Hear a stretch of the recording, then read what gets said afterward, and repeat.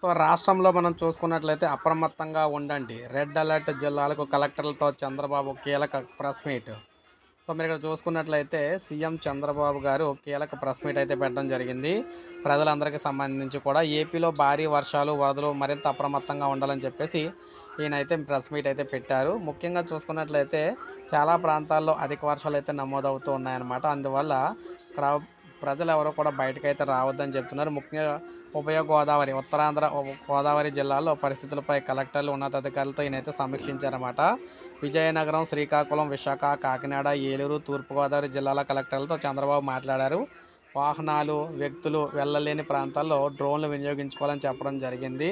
భారీ వర్షాల కారణంగా ఏలేరు రిజర్వాయర్లో కూడా నీరైతే వచ్చి చేరుతూ ఉందన్నమాట.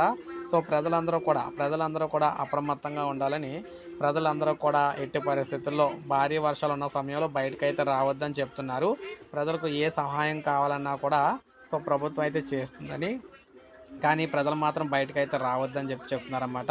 మరొక రోజు ఉన్నట్లయితే అంటే మంగళవారం ఒక రోజు ఉన్నట్లయితే మ్యాక్సిమం వర్షాలు అయితే ఇంక తగ్గిపోతాయి కాబట్టి ప్రాబ్లం అయితే ఉండదని చెప్పేసి చెప్తున్నారన్నమాట. సో ఇది మనకి లేటెస్ట్ అప్డేట్ ప్రజలందరికీ కూడా, ముఖ్యంగా ఈ జిల్లాలో ప్రజలందరికీ కూడా అలర్ట్ అయితే ప్రకటించడం జరిగింది. సో ఒక లైక్ చేయండి, సబ్స్క్రైబ్ చేసుకోవద్దు, మన ఛానల్ సబ్స్క్రైబ్ చేసుకుని